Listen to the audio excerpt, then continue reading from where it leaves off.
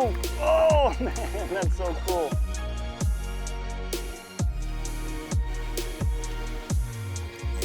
There we go. Nice. Oh, tubby, tubby, tubby, come here. There we go. Man, look at that one. A little better than I thought it was.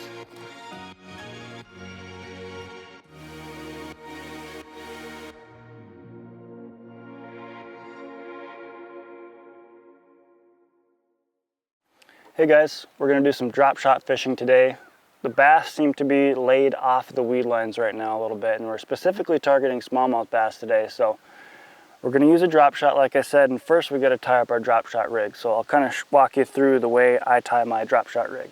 So I got my lead line right here. This is some 10-pound Suffix 832. It's in the ghost color, it's white.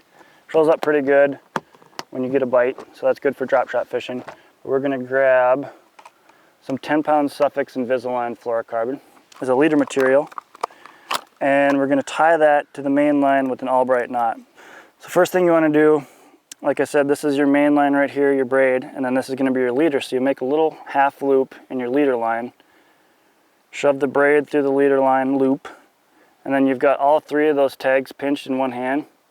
And then I'm just going to start taking the braid and going over the two loop lines made from the fluorocarbon. I only do that about 4 times, so that's 4 times. I got my loop there, and then I go back over it 4 times. 3, 4. And then I'm going to take my braid main line, shove it through that loop we made in our fluorocarbon. Of course, we got to lubricate all our knots, and then pull both tags like that. And so you can see that's just a tiny little knot. So that's done. You can trim these tags on both the leader line and the main line real tight. Doesn't seem to matter, holds real true. So our tags are trimmed, nice tiny little knot there. And I opt for a pretty long leader line because you don't know how many times you're gonna have to retie and everything. You know, this thing's gonna be down there about 20 feet, so I've got all the sensitivity of the braid and the tip of my rod where I got all my feel. And so it's not necessary, you know, to have a short leader. So here we go. Generally, I'd say my wingspan is about 6 feet. So there's 6 feet. Do another 6 feet, essentially. So I got 12 feet there, fluorocarbon as my leader line. I'm a real big fan of these Plano boxes. As you can see, we got a variety of sizes here. I hold all my leader material in this big one right here. It's the 3700 size. And then I've got little tiny terminal things in here that I keep in these 3500 size.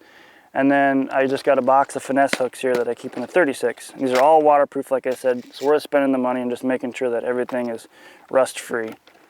So the hook that I have lately been using for drop shot fishing is actually a 1/0 Neko hook. And you know, usually you got those small little drop shot hooks that you nose hook a bait with, but I just have a lot more faith in this hook lately, and I will show you why when we go to rig the plastic. So in order to put this on, we're going to tie a polymer knot. And now what you want to do is come down the top of the hook, because as you know, the hook's going to be up here and the weight's going to be down here. So you want that hook facing upward when a fish comes in to grab it like that. So we're going to tie an extra long tag on our polymer knot. And like I said, I got 12 feet of leader line, so I got a lot of room to play with. So this is going to be my tag. You know, we'll go about that long. Tie polymer knot. If you don't know what a polymer knot is, we've got lots of videos on Wired to Fish. I got my polymer knot cinched down, lubed up. Okay, so that's right about where I want it. As you can see, it's kind of up there like that, but in order to ensure that, I'm going to take the side of the leader line where the weight's going to be, and I'm going to run it back down the hole, the top side of the hole of the hook. And what that does is it pushes that hook out indefinitely, so it's always going to be up and out like that. So that's real quick and easy. I'm going to reach in here and grab a drop shot weight. I try to get away with as light a weight as I possibly can. I can feel the bait a little bit more. Honestly, can't tell you how light this is, but I've got an assortment here, and this is kind of middle of the road since we're fishing in about 20 feet of water. And so before I put the weight on, I'm going to tie just a small overhand knot down here at the base of the leader line. Just like that, just a tiny overhand knot like you would anywhere else.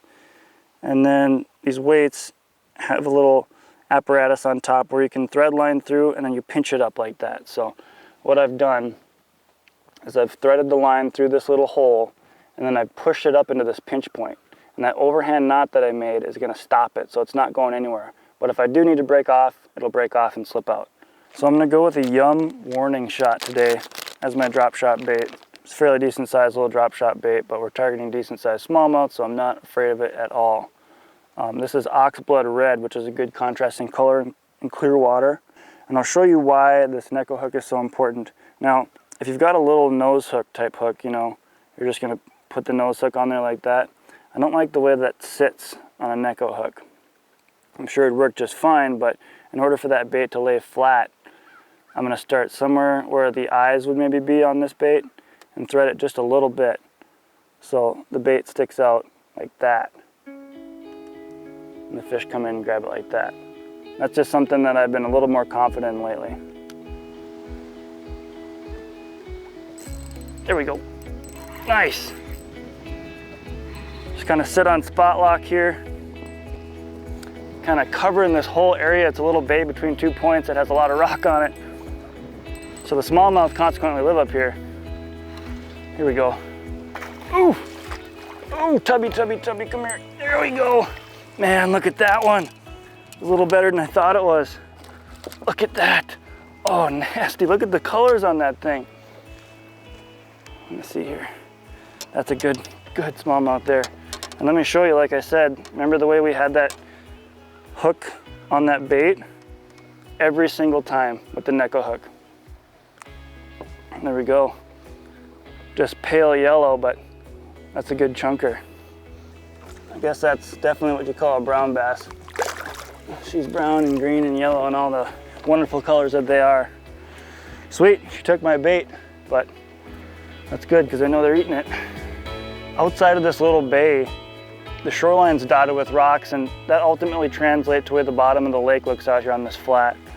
So there are little boulders dotted all over in between these 2 points, and the smallmouth are just gonna be roaming back and forth between those 2 points. So I'm sitting in between them and I'm just soaking this drop shot as long as possible and intercepting fish as they go back and forth over these rocks. The nice thing about a drop shot is, you know, obviously when you drop shot, you want your sinker to be sitting on the bottom.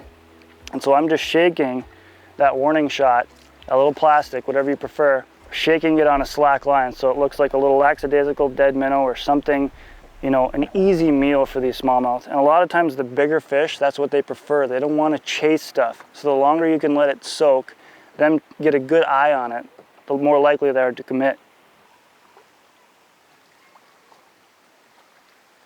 Ready? Got one nibbling on it. There we go. Oh yeah. I love it. They nibble on it so long you can just feel them. Oh, another really good one, I think. Oh yeah, stay out of the boat. Love that. See, I got a 2500 series reel on here so I can pick up line and hurry, which is good to have control of these fish. God, they just dog. Isn't that fun? Come on, buddy. Oh, that's a pretty one. Oh! Here we go, here we go, here we go. Net yabby. Nice. Another brown bass. Here we go. A little bit deeper, but still right where it's gonna stay pinned for good. Dig the Rapala pliers out for this one. God, this perfect hook. There he is. Super fun. All right, a little dental work on him, we'll get him back. Yeah, girl. Sweet. I mean, that is so much fun. Just getting better too, because we're pulling up on a point here with a heavy weed line, and there's gonna be fish roaming up and down that thing too, so we'll get some more. So I already mentioned that I'm using a 2500 size reel. A lot of guys, you know, they fish 1000 size reels, but 25 and 30, you can really pick up a lot of line capacity as well when you're fishing in deep water or fishing vertical. And the rod that I'm using is a 7-foot medium light. So pretty quick tip on it, is a fast action, and that's really all in the tip. It's all in the tip because what you're doing is just shaking that thing. The weight's on bottom and you're shaking the bait on a slack line. So all the action is in the tip of the rod. Now when you do get a fish, you're gonna first indicate that bite on that tip of the rod as well. So, you know, whether you're fishing a medium or a medium light, you want something that's got a tip on it that can indicate those bites and that will allow you to work that bait and give it that real perfect shimmy that those smallies like. So what I'm doing with the spot lock and the way it works is I'm fishing my way upwind. And when I make my cast, I'm also casting upwind. And so I let that bait hit bottom and I shake it, shake it, shake it, and I just mosey my way towards that bait. So there's one below the boat here, and I think he just ate it. Oh! You always gotta pay attention to your electronics, because I was fishing out there and I brought my bait in close. Oh, there we go. Because there was a fish right below the boat, and so I just dropped on his head. And he made quick work of that. Oh, come on. Oh, pretty one. Oh, look at that. Dude, man, that's a chunk. Gosh, these are pretty fish. Come on. Oh, yes. Oh, look at that. Toads. Gosh, I love it when they're just thick like that. Oh, and you'll never believe where that Neko hook is. Right where it needs to be. Man, look how pretty that is. Not like that pasty yellow one that we caught right in the beginning of the day, but that one's got some true colors. Cool. Well, try a Neko hook next time you're doing some drop shot fishing. Try a couple of these tips and make sure that you're focusing on the outer weed line as the fish pull off the shallows and onto those transitions.